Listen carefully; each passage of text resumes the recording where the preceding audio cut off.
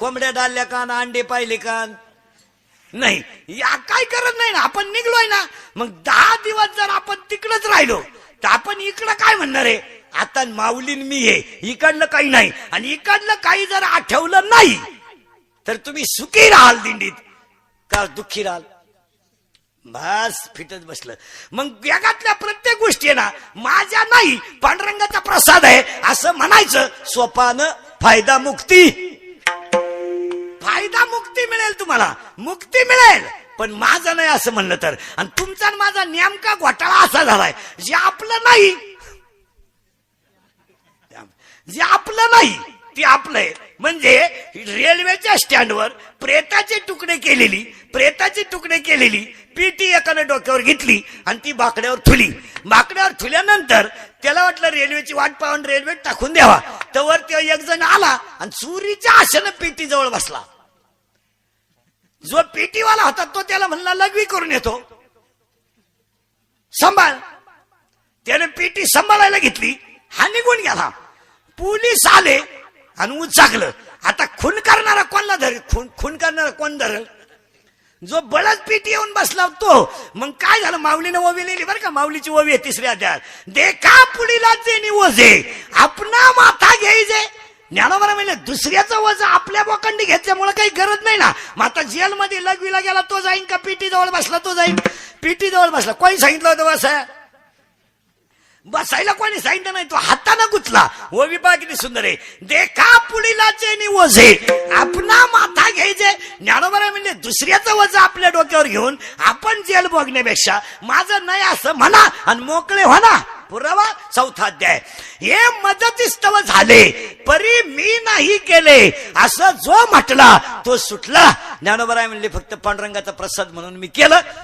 गावातल्या खुटाळखोर माणसाकडून एका बाईला दिवस गेले. ते माणसं भंगारच होती. गेले दिवस. त्या बाईला दिवस गेल्यावर त्या टवळीनं मिटिंग घेतली, हे लोटायचं कोणच्यावर. मग म्हणले पा माळकरी, सगळ्यात गरीब जात माळकरी.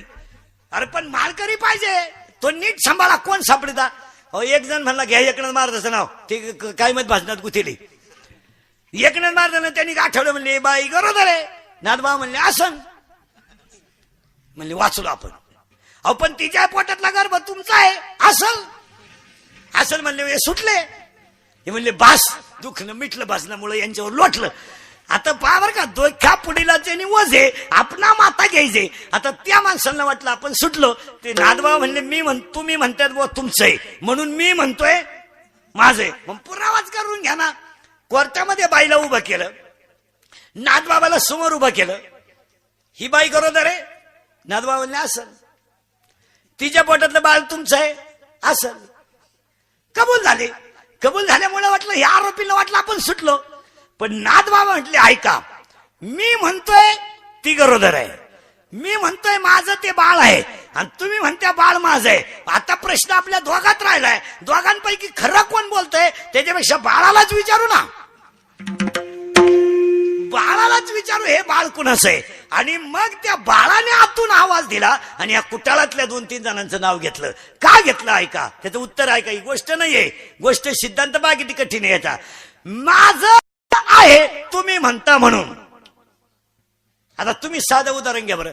आपला ना आपल्या बायकोच्या आपला ना आपल्या सासऱ्याचा काय संबंध आहे? काय संबंध काय? त्याची पोर आपली बायको आहे, तो कोण? आपण त्याचा ना आपला संबंध काय? आपण संसार कोणाशी करतोय?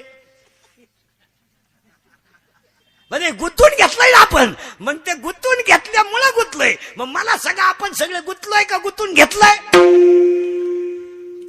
गुंतून घेतले. आपल्या बायकोच्या बहिणीचा नवरा पहा किती लांब लचकी, त्याचं नाव साडू. त्याचा ना आपला संबंध काय? काय संबंध? आपल्या बायकोची बहीण त्याची बायको आहे ना. जाण थोडं लांब जाण, तुम्ही बसल्या बसल्या थोडं लांब जाण. आपल्या बायकोची बहीण त्याची बायको आहे. आपला काय संबंध? पण आपण म्हणतो नाही. साधं उत्तर द्या बरं बसलेल्या पैकी. आपल्याकडे आपल्या भावाने पैसे उसने मागितले, साडू नाही मागितले, कोणला हा म्हणाल? भावाला म्हणत्या पाहू रविवारी, मग रविवारी बँक बंद राहते. पाहू रविवारी आणि साडूला घ्या का आपला म्हणून घेतलाय ना. मग वळवी पहा किती सुंदर लिहिली, हे मदती स्तव झाले मान कधी झालं. निवृत्तीच्या फेऱ्यात चुकण्यापेक्षा एकच वाक्य फायनल. निवृत्ती ज्ञानदेव सोपान मुक्ताबाई एकनाथ नामदेव तुकाराम. अर्थवारी काय का आता, निवृत्ती ज्ञानदेव सोपान मुक्ताबाई एकनाथ नामदेव तुकाराम. परत ऐका, निवृत्ती ज्ञानदेव सोपान मुक्ताबाई एकनाथ नामदेव तुकाराम. अर्थ लिहून घ्या. निवृत्त हो, ज्ञान मिळेल, ज्ञान मिळवणं सोपं आहे, फायदा तुला, मुक्ती मिळेल, तो देव एक आहे, त्याच तू नाम घे. त्या देवाचं नाव तुकाराम आहे. तुकाराम तुकाराम तुकाराम गेलं बांबाला सगळं.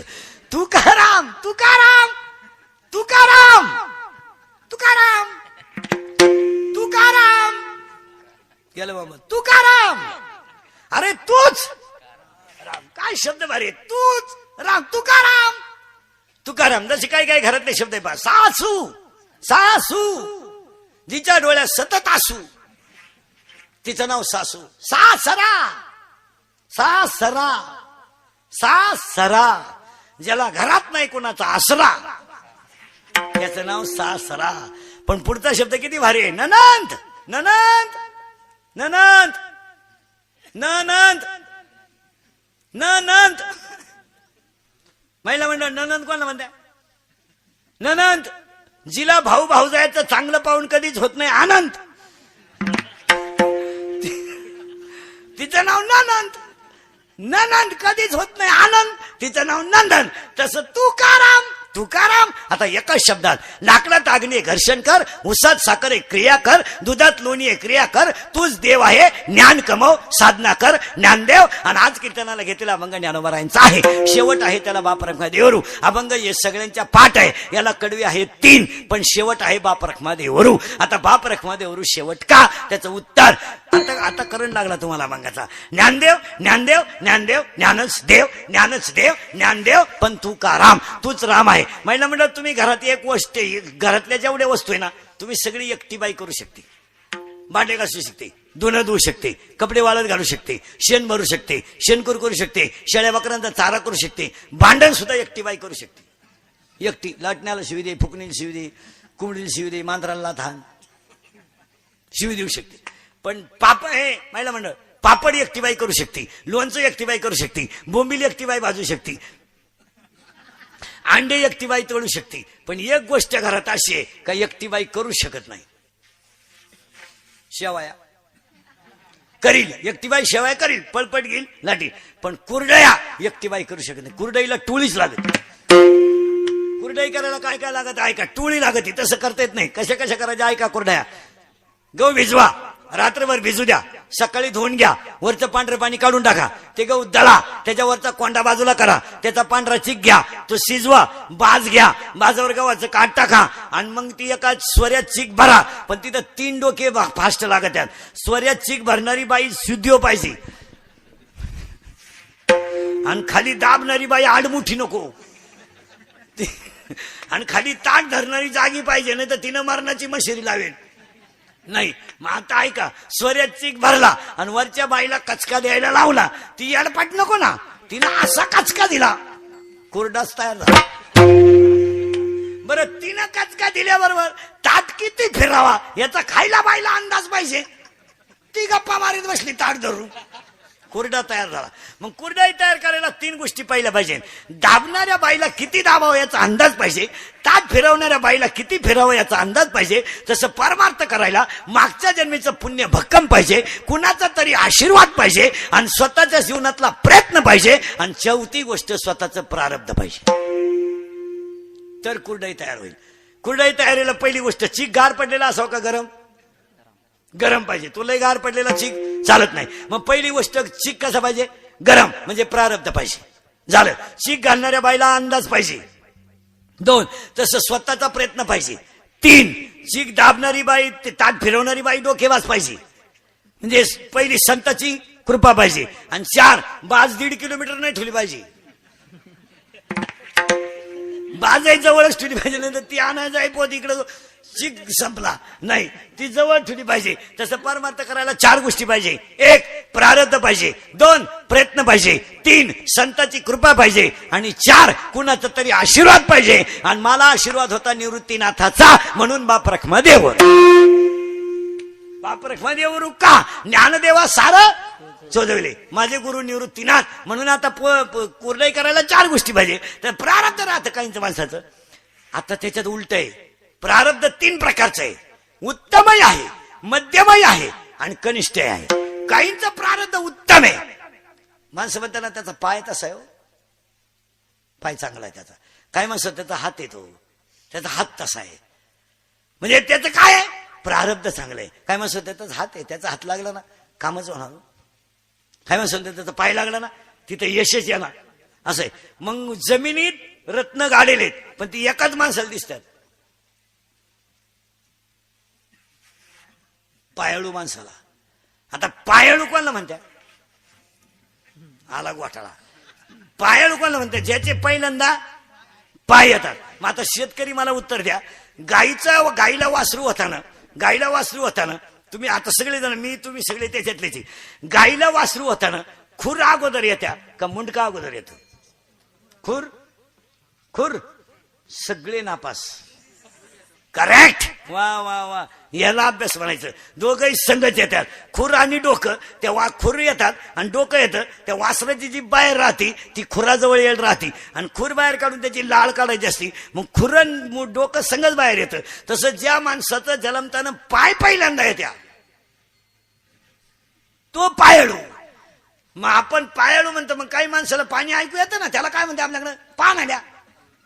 माणसं त्याला कळतं बरं का. आता पानाड्यांचे पाय सुद्धा फापडले. त्यामुळे आता पानाडे काय करतात, नारळ घेतात आणि वाजला का म्हणतात पाणी येतं. हा, असं नाही. आता त्यांचे पाय उरफाटे झाले, त्याचे नाही तर पायाळू तसं म्हणतात. म्हणजे जमिनीत रत्न आहे, पण ते एकाच माणसाला सापडतात, पायाळू माणसाला. तसं प्रारब्ध जर कोणाचं चांगलं फिरलं ना, एका मिनिटात एक उदाहरण सांगतो. एका बापानं 3 पोरांना जन्म दिला. एकाचं नाव रावण, एकाचं नाव बिभीषण आणि एकाचं नाव कुंभकर्ण. पण 3 रंगाचे 3 प्रारब्ध.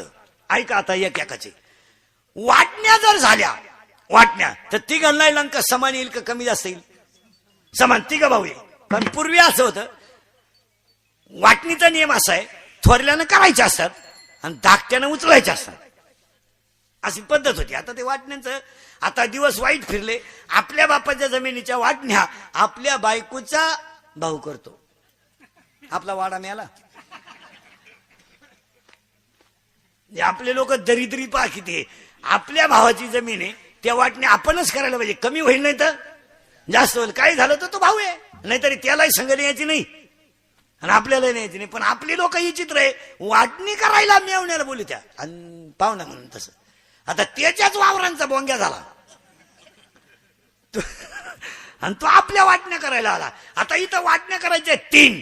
एक अर्धी लंका द्यायची बिभीषणाला, अर्धी लंका द्यायची कुंभकर्णाला, आणि म्हणजे 3 वाटण्या सरळ करायच्या आहेत, कुंभकर्ण, बिभीषण आणि रावण. आता रावणाची लंका रावणाला मिळाली, बिभीषणानं स्वतःची गमावली आणि हा पठ्ठ्या उठलाच नाही, झोपूनच राहिला. माता निवांत. फक्त माळकरी उत्तर द्या, कुंभकर्णाच्या प्रारब्धात लंका नव्हती का प्रयत्न नव्हते? बस, प्रयत्न नव्हते, नाही तर त्याच्या प्रारब्धात लंका होती. मग तुमच्या माझ्या प्रारब्धात सुख नाही का प्रयत्न नाही? बस फिट बसलं. असं फिट बसलं म्हणजे तुम्हालाही सोपं मलाही सोपं. जर आपण प्रयत्न केला तर सुख मिळणारच, फक्त वर्म चुकलं नाही पाहिजे. 15 वर्षापूर्वी पोरगी जर नवऱ्याच्या घरी निघली महिला मंडळ, तर पूर्वी पाट्या द्यायचे. पाट्या, पहिल्या मूळ पाटीला पाटी.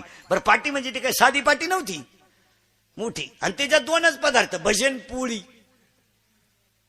आता पोळी करता येत नसल्या बायांना मुळे पोळी वारली. आता पोळीची मावच बाईन उठली, पुरी. नाही तर पूर्वी पुरणपोळी आणि भजे, आणि शेजारची बाई अख्ख्या गल्लीत वाटायच्या. त्या पाटी सोडली का वाटायच्या त्या पाट्या, आणि पाटी वाटत लहान आल्या पोरांना आनंद व्हायचा. आता आपण लहानपणी गरीब असल्यामुळे भजे कधी मिळत नव्हते.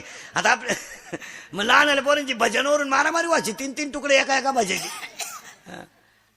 महाराज, आपण लहानपणी शेतकऱ्याच्या घरात गरीब जन्मला होतो. आपल्याला चपाती ह्या सणाला तर त्या सणाला, भात सुद्धा ह्या सणाला तर ते सांगा काच भात काच का आलंय आता कुत्रे भात खायला.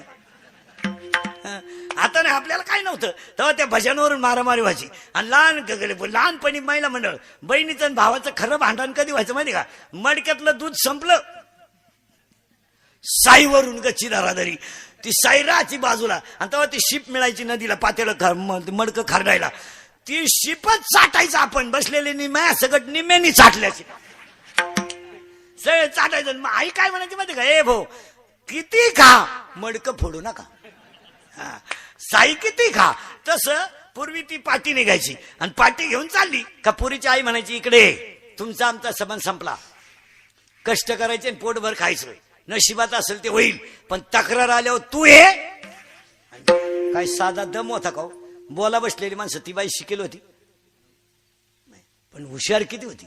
संसार ज्याचा त्याने करायचा दुसऱ्याने करायचा नाही. शिकेल होती शिकेल नव्हती पण हुशार किती. आता या 15-20 वर्षापासून आई पुरीला डायरेक्ट सांगती एखादा महिना पाय सगळ्यांचा अंदाज घे नाही तर पाहुणा इकडे घेऊन ये कोणचं एक नको दोन नको पाहुणे कांदे वाट्यानं का काय चिंगडी खायली या वर्षी पाहुणा कांद्यानं वाट्यानं कांदे वाट्यानं करीत आणि पोट भरीन पण तो कष्ट करायचे. 90% पोरींच्या संसाराचं वाटुळं तिच्या आयाने केलं जाणार. इतक्या खोडी आहे त्यांना हे फक्त दिसतात अशा.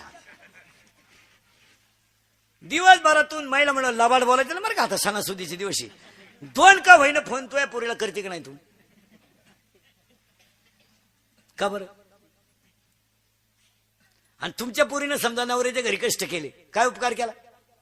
ज्याचं त्याचं सुख जो तो बघणार. उद्या तुमच्या मुलीनं रात्रंदिवस कष्ट केले पैसे बिशे मिळाले चांगला बंगला बिंगला झाला गाडी बिडी झाली तुम्ही काय भावबंदाला वाटून देणार आहे का.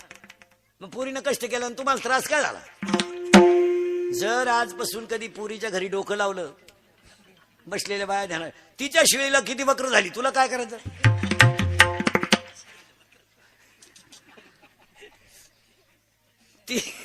ती फोनवर विचारते किती वक्र झाली का. ती म्हणली 3 बाया एक कुठं पिल त्या घरी घेऊन ये. काय करायचं काय करायचं काय. अरे देव जे माऊलीची ओवी गाठ्यातल्या प्रमाणे माझं नाही. जेने हे विश्व निर्मिले ब्रह्मदेवासी संस्थापिले. अरे जगाचा बाप आहे त्याच्या सृष्टीतून त्याच्या बिंबीतून जग तयार झाले त्याला मरायची काळजी आहे. आपण काय काळजी करायचं काम आहे. आपण काय काम आहे. नवरी आणायला माणसं गेली पूर्वी टोप्या बिप्या टायल बिल जेवण बिवणं द्यायचे चांगले. आता भाऊबंद वारले वाडा जवळजवळ उलातला आता काय नाही राहिलं. आता वाडे मेला नाही तर अख्खा वाडा जेवायला याचा पूर्वी. आता नाही आता पूर्वी असं होतं महिला म्हणलं एखाद्याच्या घरी माणूस मिळाला ना शेजारची माणसं 10 दिवस इकडे भाकरी घेऊन यायची. आता भाऊबंद इतके नालायक झालेत पहिल्या दिवशी भाकरी आणतात तर 9 दिवस आपल्या घरी जेवातात. आपली 1.5 पोत बाजरी गेली 10व्या पोत ते काम त्यांची उरकी त्या 1.5 जेवायचं अजून आवरलं नाही का रे. करा ताट करा खाऊ द्या म्हणजे तू 1.5 रोजाने गेलता खायला इकडे आला का. महाराज 1 पोतभर बाजरी जाती 10व्या पोत आखा वाडा उलत होतो इकडे जेवायला. नबाड लोक. ती नवरी जायला निघली तर पाटी बिटी दिली आणि गाडी एसटी तेव्हा एसटीचा प्रवास असल्यामुळे त्या बाईने सांगितलं बाई पाठी लवकर भर एसटी जर गेली तर पोर लटकल बाजारचा दिवस आहे. तिनं घाई ती पाठी घेतली पाठीमध्ये भजे बिजे कुरड्या बिरड्या भजे बिजे पुळ्या बिळ्या पुऱ्या बिऱ्या बांधल्या. पण घाई गंमत अशी झाली तिला ते फडग पोटी बांधायला 9 धोतार सापडणं. तिनं म्हाताऱ्याचं वल्लीचं धोतार घेतलं जुनं आणि त्याच्यात बांधली आणि पाठी एक जणांनी डोक्यावर घेतली आणि स्टँडवर आलं. बाजारचा दिवस होता एसटी फुल. त्या कंडक्टरने सांगितलं वर ठेवा पाठी वर ठेवा. वजे पूर्वी स्टँडवर पाट्या ठेवायचे यानं वर ठेवली आणि गंमत आहे झाली. त्या गावचा संभार चालला होता बाजारला त्याचं होतं का थोडं बांधलेली ची वारी पारी काय असतील तेवढं आणि त्यानं घेलं होतं 9 फडकं त्याचंही का थोडं वरच होतं. त्याच्या शेजारी हे का थोडं एसटी गावात आली पोरं पळत आली. नवरी आली पहिलं लय पळायचे. आपण लहान असताना पोलीस पाहिला तर पोरं मुतायचं बंद करायचे आणि पळायचे. ती नवरी आली मग एक जण मला वरची पाठी काढा रे. आता गावातलाच गेला वर चढला पाठी काढायला. त्याला काय माहिती काय गडबड आहे. त्याला माहित होतं 9 म्हणलं फडकं 9 म्हणलं पाठी ही त्याने घेतली पाठी. म्हातारी होती वाट्यो, देवघरात जाऊ द्या. आणि सगळ्या बाया संध्याकाळी आल्यावर देवपूजा केल्याशिवाय कोणी पाठीला हात लावायला जर का पोरं पाठी का गेले. पोरं म्हातारीनं छडीनच दांबाटली. पाठी गेली देवघरात. इकडे बाजारात गेला चंभार, खुटी बिटी ठोकली, छत्री बित्री लावली. छत्री लावतो समोर, छत्री लावतो वर, छत्री लावली, खुटी बिटी ठोकली, रापी घेतली, पाठी सोडली. नुसते भजन कुरडयात. इकडे संध्याकाळी बाया आल्या आणि मग म्हणले चला हळदी कुंकाची ताट आणा. हळदी कुंकूचं ताट आणलं. म्हणले बा थुरलीला मान द्या, पाठी सोडायचा. मग थुरली आली, 9 साडी ती टोले नऊ गोळा कपाळाला गोलाकार कुंकू बिंकू. थुरली आली, सगळ्यांना कुकू लावलं. तर चहा झाला. नव्या नवरीनं चहा ठेवला. नव्या नवरीनं चहा ठेवला. सगळ्या बाया चहा प्यायल्या आणि सोडा म्हणली पाठी. थुरलीन सुडी पाठी. अहो सगळं खेळकांड चपला. आता मला गोष्ट नाही सांगायची, माणसं फापडली कशामुळं? बस फिट बसलं नव्या धोत्रामुळं. तेव्हा तुम्ही मी देवापासून फापडलं का बोला? बाह्य रंगाच्या ह्याच्यामुळं आपण बाह्य रंगाच्या नादी लागलो. आणि बाह्य रंगाच्या नादी लागल्यामुळं महाराजांनी प्रमाण लिहून ठेवलं, विसरले तया थोर झाली हानी. आणि तुका ज्ञानोबा राय म्हणले माझं बाहेरचं जे ज्ञान होतं ते बाहेर निघून गेलं, पण निवृत्तीनाथ भेटल्यामुळं मला आतलं ज्ञान आलं बाप रखमादेवर. ज्ञानोबरायांचे कडवे 3 आहेत आणि ह्या बंगाला शेवट बाप रखमादेवरू का आहे तर मला निवृत्तीनाथ भेटल्यामुळं माझं जीवन सफल झालं. गहिनी प्रसादी निवृत्ती दातार फायनल करून घ्यायचं. पहिला मुद्दा संपला. दुसरा मुद्दा ज्ञानोबराय आजच्या अभंगामध्ये अनुभव सांगतात. आता अनुभव आहे कीर्तन आहे श्राद्धाचं. अनुभव आहे श्राद्ध काय भानगड आहे, का घालावं का घालू नये, याला अनेक अडचणी आहेत. आता अनेक लोकांच्या मध्ये एक जण म्हणतो नाही घातलं तरी चालतं. आता काय झालंय महाराज, मूर्ख माणसांच्या घरी लक्ष्मी गेल्यामुळं चांगल्या माणसांना त्रास झाला. पैसा गेलाय हलकट माणसांच्या घरी आणि हलकट माणसांना धर्म मान्य नाही. ते वागतील तोच धर्म, तोच धर्म. त्यांनी उभ्यानं जेवणे धर्म, त्यांच्या बायकांनी कुत्र्या संग हिंडणे धर्म. धर्म त्यांनी आता असं पाळलंय 5 वाजता टॉमी हातात धरून हिंडणे. येड्याची पाठील गेली. सर्व्हिसवाल्याची बायको शेतकऱ्याची बायको गप्पा हाणीत बसल्या. दोघा गप्पा हाणीत बसल्या तर शेतकऱ्याच्या बायकोला एक जण म्हणती आमची 5 गुंठे जमीन शेजारी इकायला आहे. आणि नोकरीवाल्याच्या बायकोला एक जण म्हणती त्याच्याच शेजारी 2 BHK फ्लॅट आहे, तोही आम्हाला इकायचा आहे. आता द्या उत्तर माहिला म्हणलं. नोकरीवाल्याची बायको काय घेईल? फ्लॅटच घेईल. तिची बुद्धीच भ्रष्ट आहे. ती फ्लॅट घेणार. ती काय म्हणणार फ्लॅट घेऊ, गार्डन करू, एक टॉमी घेऊ. एक टॉमी तर आहेच. एका टॉमीला बरमुडा घेऊन एका टॉमीला साखळी घेऊ. 5 वाजता हिंडतीन. दोन्ही टॉमी हिंडतीन. शेतकऱ्याच्या बाईला विचारलं काय ग, थोड्या कोंबड्या कमी करील, थोड्या शेळ्या कमी करील, गळ्यातला अख्खं मोडील, पण काळी आई मिळणार नाही. घेतली मग घेणार म्हणजे घेणार. तिचा नवरा म्हणला बाई दागिने माझ्याकडून परत होणार नाही, नाही झाले तरी चालतील, माझा तोच दागिना आहे. इतका बुद्धीत फरक आहे, इतका बुद्धीत फरक आहे. तुम्हाला एक वाक्य सांगा मला, निसर्गानं जर साथ दिली आणि भाव जर योग्य सापडला ना, शेतकरी सगळ्यांचा बाप आहे. त्याला कोणाला रामराम घालायची गरज नाही. त्याची गंमत गुंतली खरी, जशी आपल्या ठोकली ना सगळ्यांनी मिळून काल.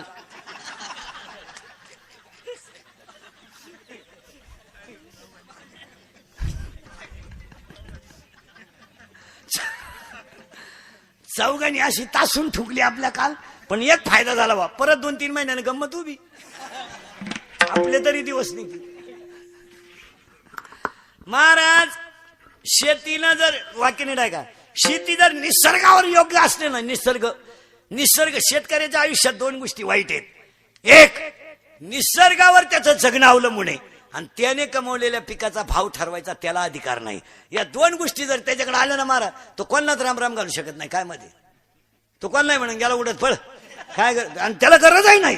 तसं जर बारीक पाहिलं तर त्याला, पण त्या बिचाऱ्यावर काय त्याचे ग्रहमान फिरले, त्याच्या राशीत 7.5 का काय 6 वर्षी टाकून प्यायला पाहिजे नव्हतं म्हणून दुष्काळ जाहीर करा.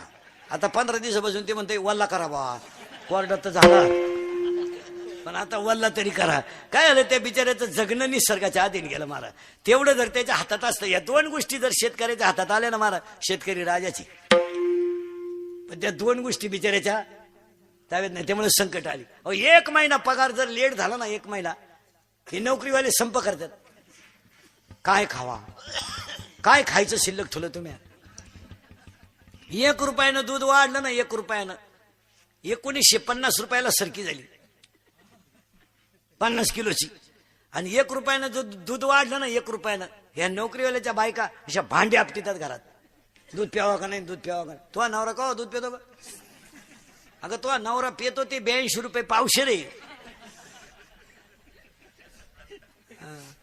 अर्धा लिटर दूध घेती, पण नुसती बोंबलती त्या दुधावाल्याला जाम करती. पाणी नाही टाकलं, पाणी नाही टाकलं. अगं मागच्याच महिन्याचे पैसे दिले नाही तो, आता उधारीतच निघालाय. पाणी नाही टाकलं, पाणी नाही टाकलं. फार त्याच्या सायकलीचा तांब्या उपशिती. पाणी नाही टाकलं, पाणी नाही टाकलं. आणि नवरा जेव्हा बसला पाणी नेऊन देते. पाणी टाका, पाणी टाका, पाणी टाकीत राहा, पाणी टाकीत राहा. भया अजून लई घाण वाश येतो. पाणी टाका, पाणी टाका. एवढी घाण कशी काय पिते गो तुम्ही? पाणी टाकीत राहा. पाणी कमी पडलं तर तुम्ही अखेरात मला पप्याला तर द्याल. टाका पाणी. काय झालंय महाराज, महाराजांनी प्रमाण लिहिले 700 वर्षापूर्वी. असत्य सिरीजले जन पापा देते अनुमोदन आणि करती हेळण संतांचे. इथं काय झालं महाराज, चांगल्या माणसांना त्रास झाला. निवृत्तीनाथानं माझ्या डोक्यावर हात ठेवला आणि त्यामुळे माझा अभंग झाला बाप रखमा देवरू. पहिला मुद्दा संपला, दुसरा मुद्दा संपला. आज तिसरा मुद्दा. गायक वादकोणी जन्मंडपाले, माय सिस्टीमवाले, महिला आघाडीच्या बाया, बचत गटाच्या बाया, दारुडे बिरुडे बेवडे बिवडे जुगारी वगैरे. उद्या कोणी म्हणाय नको आपलं नाव नाही घेतलं. उद्या म्हणजे मी कीर्तनाला जाऊन मा नाव नाही घेतलं. दारुडे बिरुडे बेवड्या बिवड्या अंगणवाडीच्या बाया बिया पुढारी फाडारी सगळ्यांना धन्यवाद. आणि शिंदे पाटील परिवाराच्या दुःखद प्रसंग जमलेले अष्टमित्री परिवार आणि श्राद्धाच्या कीर्तनाला सुरुवात. तुम्ही म्हणाला आतापर्यंत चाललं काय होतं? आतापर्यंत एकच शब्द फायनल झाला, ज्ञानच देव आहे, देवच ज्ञान आहे. पण बाया पडून सांगतो, प्रारब्धाशिवाय कुणाचं कल्याण होत नाही. आणि तुम्ही सगळं बदलू शकता, पण प्रारब्ध बदलू शकत नाही. आता मरायचं कसं, मरून बिरून दाखवतो, श्राद्ध बिर्द घालून दाखवतो, तुम्हाला बार वर नेऊन घालतो, खाली आणून सोडतो आणि मग पहिल्या कडव्यात घालतो. आता मरायचं कसं नीट आहे का? महिला मंडळ, पहिला प्रश्न तुम्हाला पटकन, माणसानं मरावं किंवा नाही? हा म्हणा, नाही म्हणा. आता हे पुस्तकातलं का? हा म्हणायचं नाही तर नाही म्हणायचं. उत्तर द्यायला मी उभाच आहे ना. हा म्हणा नाही तर नाही म्हणा. उत्तर हा म्हणा नाही तर नाही म्हणा. मरावं किंवा नाही? बरं तुम्ही नाही म्हणलं तरी मारणारच ना, हा म्हणलं तरी मारणारच आहे. त्याचा काही विचार करा. फायनल म्हणजे मरावं लागेल. आता पुरुष मंडळीला मरावं लागेल म्हणजे जन्माला यावं नाही. मग यावं का लागेल? जाणकार माणसं ध्यानात ठेवा, मागच्या जन्मीचे भोग भोगून संपल्याशिवाय कुणाला जाता येत नाही. मग काय माणसं म्हणतात, काय त्या माणसाचे हाल आहे, त्यानं जायला लागत होतं, नाही जात. काही काही माणसं 4-4 वर्ष खाटावय, खाती नाही पिती नाही, पडेल नुसते, पाहत राहते पाहुण्यांक. बरं पाहुणे इतके नमुने जे त्यानं कधीच खायला नाही ते भेटायला घेऊन जाणार. तुम्ही पहा हॉस्पिटलमध्ये माणूस ऍडमिट असला ना, त्याला काजू बदाम सफरचंद जे सांभाळायला राहतं ना त्याला, तेच आणतंय सगळं. आणि त्याला आपण चपाती घेऊन गेलो ना, ते म्हणतं वासानं जेवण जात नाही. अरे गालवर आले तो वासानं जेवण जात नाही. ज्या घरात म्हातारी माणसं आजारी आहेत ना, त्या घरातली नातू पहा तुम्ही गुबगुबीत, आणि म्हाताऱ्याला जातं भेटायला. पाया पडून सांगतो, भोगल्याशिवाय कोणाला ते भोग भोगून संपवण्यासाठी आपल्याला. आता पहिला प्रश्न आपला झाला, यावं लागतं. पण कशाला भोगायला? उदाहरण 1 मिनिटात. बायकोच्या मांडीवर शरीर आहे, बायकोच्या मांडीवर ज्यानं शरीर ठेवलं ती मांडी दुसरी कुणाची नसून ती मांडी कौशल्याची आहे. आणि मांडीवर ज्याचं डोकं आहे ते राजा दशरथाचं आहे. आणि राजा दशरथ बायकोच्या मांडीवर डोकं ठेवताना त्याच्या डोळ्यातली कड ओली झाली.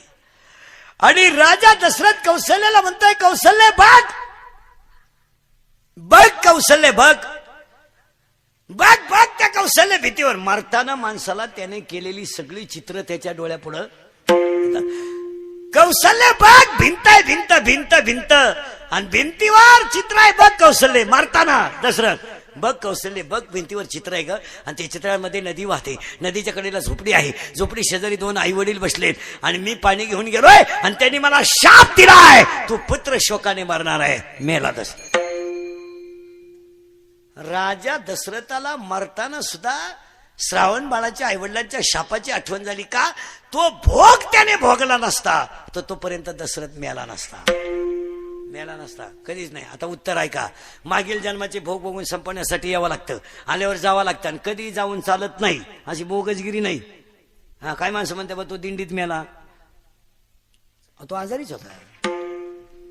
काय माणसं म्हणते तो सोमवारी मेला. तो माळकरी सुद्धा नीट मरत नाहीत. भांबावल्या भयानक उडू नका. आता हे मी पोपटावानी बोलतोय, मरायच्या टायमाला बोंबील मागू शकतो, त्याचं काय असं चालतं काय? कोणी उठायचं माणसाने असं काही बरायचं असं नाही चालत. ते काही लोकांनी मोगाम पाठा केलाय. फक्त मरणाऱ्या माणसाच्या तुळशीच्या माळीचा फायदा काय आहे?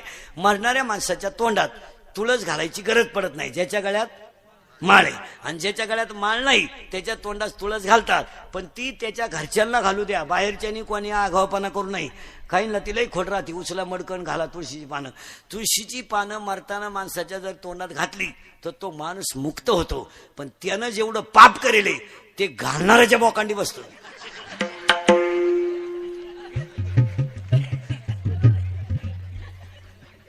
मग त्याच्या थोरल्या सुनाला घालायला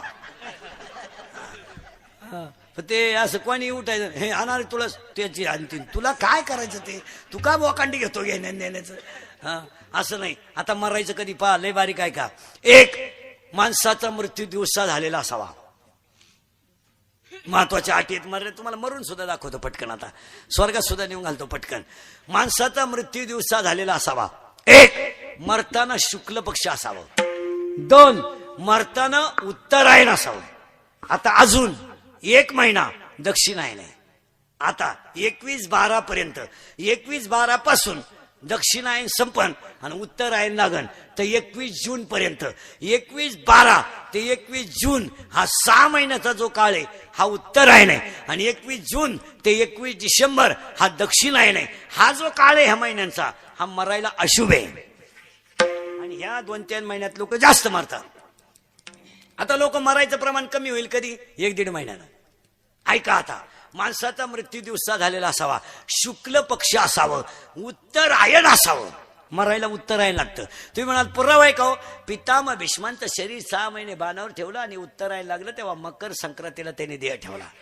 तसं ते जमणार नाही. आता उद्या कोणी काही म्हणाल असं कुठं चालतं काय? कोणी आपलं काही बरायचं बा त्यांनी काशी केली. काशीचा नियम माहिती काय? काशीला गेलेल्या माणसाने परत जिवंत गावात यायचं नसतं, असा नियम येतो. बावळट आपली काही काढी देतो कुठून, मी काशी केली, मी दाव्याचं खात नाही. कानपाड पुढे काशी दाव्याचं काय? तुला जायलाच कोणी सांगितलं होतं काशीला? आला गेला झक माराय 7-8 हजार रुपये गेले, 8-10 दिवसही बुडाले, गाई दुधाला कमी पडली, दोन्ही पोरं वायली निघली, हीच काशी झाली. बावळाटासारखं मारदांची भाषा आहे, बोगसगिरी नाही. 12व्या अध्यायात ओवी, मोक्ष देऊन उदार होय कीर काशी, शरीर तये ठाई वेच किजे. ज्ञानोबराय म्हणले मोक्ष तुम्हाला मिळेल, उदार काशी आहे. उदार नाही तर तुम्ही इथं औषध प्यायला काशीला मारायला झाला, असं चालतं. काही इथं औषध पितीन टमाट्याचे बसती नाही म्हणा, चलो काशी. काशीला मारायचा सुद्धा नियम आहे, घ्या लिहून. माणस काशीला श्रावणातच मारावं लागतं, असं बोगसगिरी नाही. आणि श्रावणात कधी मारावं लागतं ते लिहून घ्या. श्रावणात कधी मारावं लागतं? सूर्य उगवताना लाल दिसतो, त्याला आपण म्हणतो तांबडं फुटलं.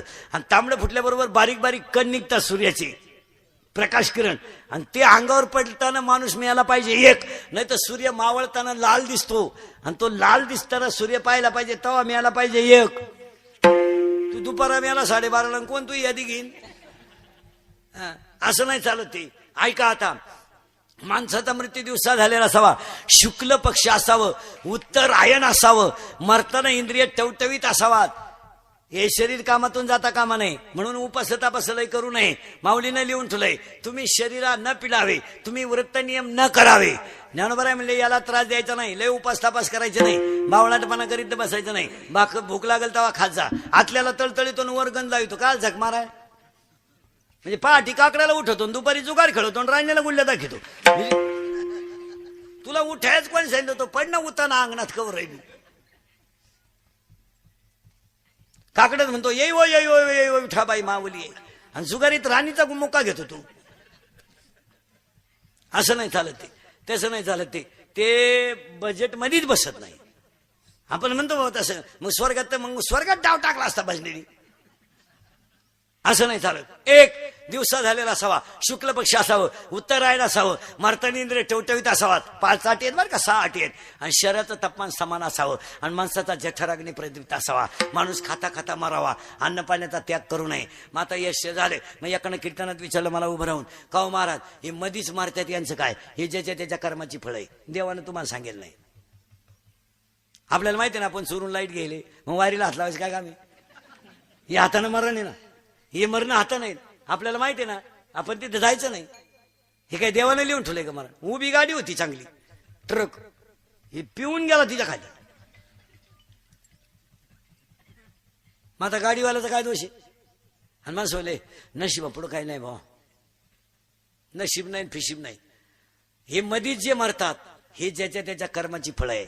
उदाहरण, कृष्णाचे 6 भाऊ एक तासात मेले, ज्याच्या कपाळावर आयुष्य. मग तुम्हाला म्हणाले अटॅक बिटॅक, अटॅक हा रोग नाहीये महाराज, अटॅक हा रोग नाही.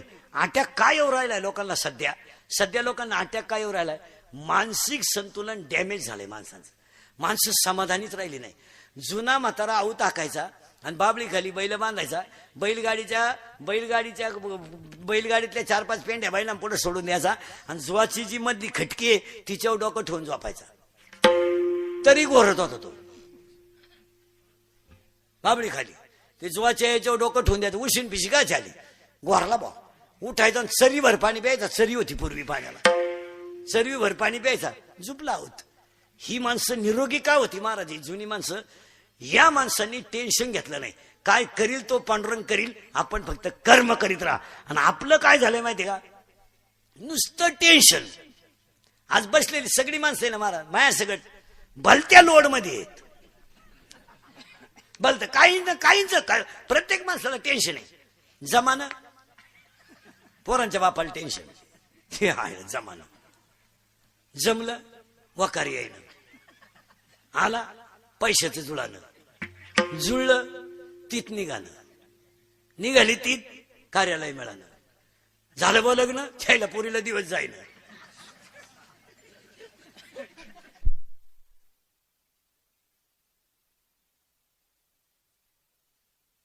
थोडा कमी झालाय पाकवात, आणि थोडा वेळ जनरेटरला तर चालूच राहू दे. पार्टी काही दुबळी नाही, एवढं 1 लिटर जाऊ दे.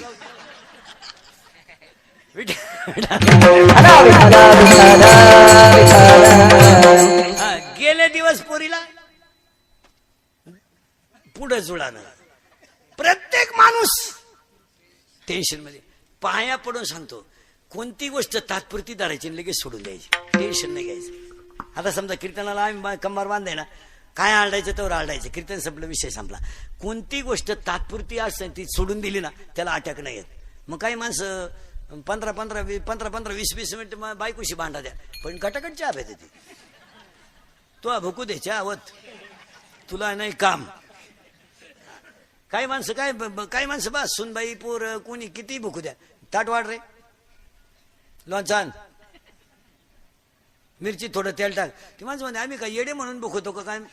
त्याच्यावर परिणामच होत नाही. त्या माणसाला काही अटॅक बिटॅक येत नाही, त्याला काही परिणामच नाही होत महाराज, परिणामच नाही होत. आणि ज्या माणसांना कशाचा परिणाम होत नाही ना, त्यांना अटॅक येत नाही. काय झालंय, तुमचं माझं जे हृदय, एक तर सगळ्यात नाजूक अवयव कोणता आहे? हृदय. आणि मेंदूचा सतत वापर केल्यामुळं त्या हृदयाला रक्त पुरवठा कमी होतो. हे सतत चालू आहे ना तुमचं माझं.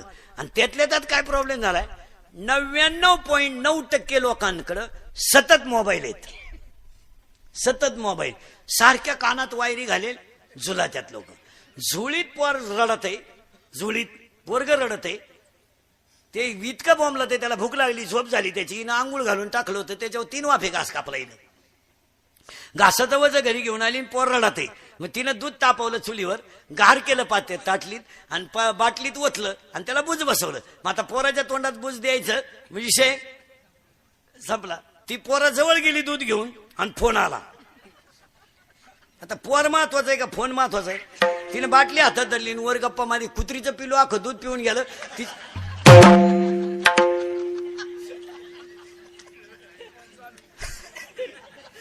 फोन चालू.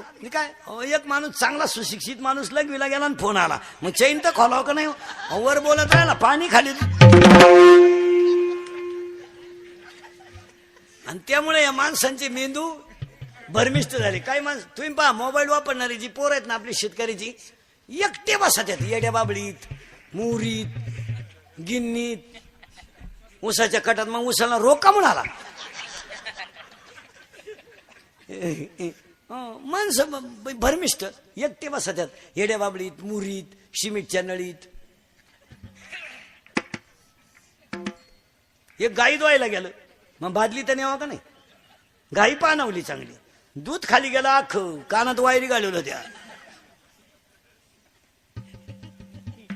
एकाच एक तर रोप गेलं कांद्याचं, इकून तिकून रोप कसं तरी वाचवलं.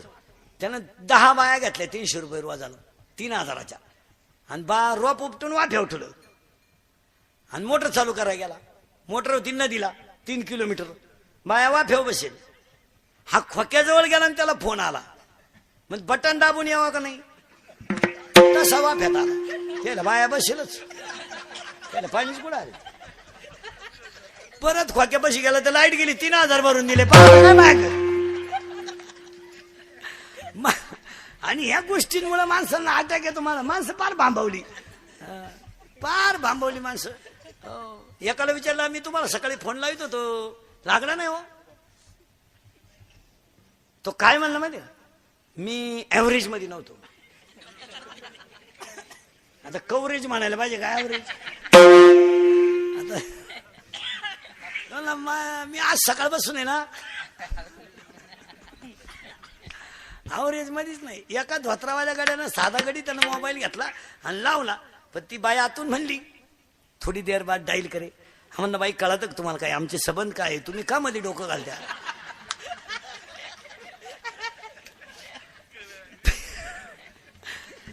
आणि याच्यामुळे अटॅक येतो महाराज. अटॅक आहे ना महाराज, तसं जर पाहिलं हसणाऱ्या माणसाला अटॅक येत नाही. थोडं थोडं हसत जा. माझं कीर्तन ऐकून गेलेल्या माणसाला मी सर्टिफिकेट देणार, 6 महिने अटॅक येत नाही. एकटा हसतो घरी गेलो होतो. फक्त जी मोठ्यानं हसतात ना ती निरोगी असतात, पण जी गालात हसतात प्युअर मुख्या माझाची माणसं महाराज. हसत जायचं काय हो महाराज? आपल्याकडे काही नाही, शहरात हसायचे क्लब आहेत. शहरात आता माणसं भरमिष्ट झाल्यामुळे हसत नाहीत. मग हसून आणायचा म्हातारा. म्हातारा जरा येडेवाणी करायला लागलं का गाडीवर टाकून यायचं, चला घरी. म्हातारी न्यायची नाही, चला घरी. हसून आणायची वेळ आली माणसं. अहो किती वाईट दिवस आलेत आपल्याकडं. लग्नांमध्ये पहा तुम्ही, ते कॅमेरेवाले ते नवरी पशी उभे राहतात आणि त्या शेजारच्या स्माईल. अरे कॅमेरावाला आपल्याला हसायला सांगतोय, त्यापेक्षा त्या कानपट्टीत ठेवून दिली, मला हसायचं कळत नाही. म्हणजे आपल्यावर इतके वाईट दिवस आलेत महाराज का कॅमेरावाला आपल्याला म्हणतोय थोडं फार तरी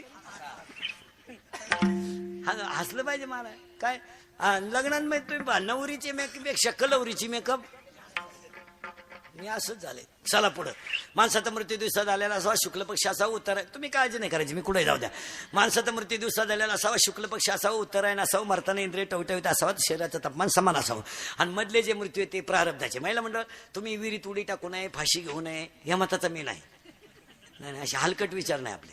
तुम्हाला 50% आरक्षण आहे, तुम्ही कधी मरू शकता.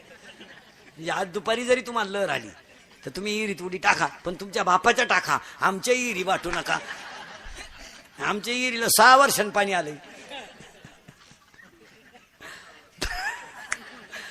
तुम्ही तिकडे मारा वाटप, तुम्हाला जडून मारायचं ना, राखेल काढायची पिटी इकून न्या.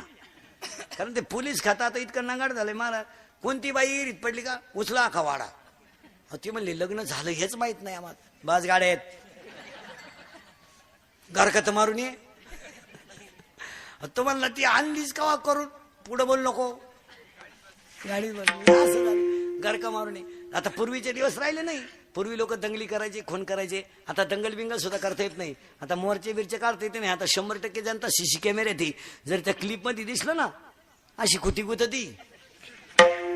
मग आता या 2-3 वर्षात पुढे मागे येणारी लोक कमी कामून झाली. घुसलं क्लिप मध्ये तर कुठंसाठी करीत बसतात. त्याला 3 महिने जामीन नाही आता. आणि आता 2-3 महिन्यांनी जर गंमत लागली ना, गंमत लागाय पाहिजे.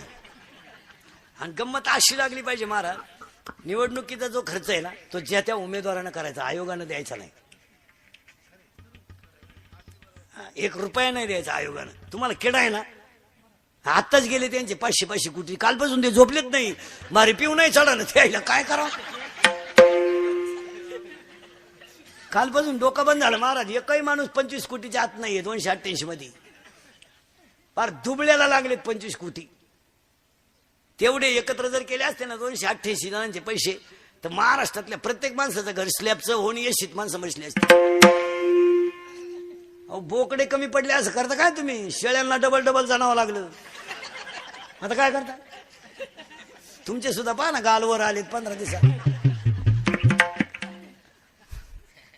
तुमची जिरली देव येत. आणि कधी देण्याटायचं महाराज. कोणत्याही गोष्टीला मर्यादा सोडून आणि शास्त्र सोडून गेलं ना दणका. ह्या लोकांच्या पैशाचा अतिरेकच झालता महाराज. पैशाचा अतिरेक झाला. यांनी पैशाचा हिशोबच ठेवला नाही. काल रात्री 8:30 जसं जाहीर झाला असेल ना 3 जागा बदला असते यांनी झोपायच्या रात्री. त्या झोपच कुठं येईल. काही तर खाटाखाली झोपले तरी झोप येईल. कारण गंमत अशी झाली महाराज. एकाच्या पोटाला गोळा आला. ते डॉक्टरकडे गेलं. डॉक्टर म्हणला पालथा झोप. त्यानं खाटावर पालथं झोपावलं त्याला. डॉक्टर खाटा खालून गेला. तो गडी दसमुसळ्या होता. तो गायांचं दूध काढणारा गडी. त्यानं बुक्कीत डॉक्टर बसवला खाली. म्हणला तू खालून का मग गेला. तो म्हणला बावळाटा पहिला मी फिटर होतो.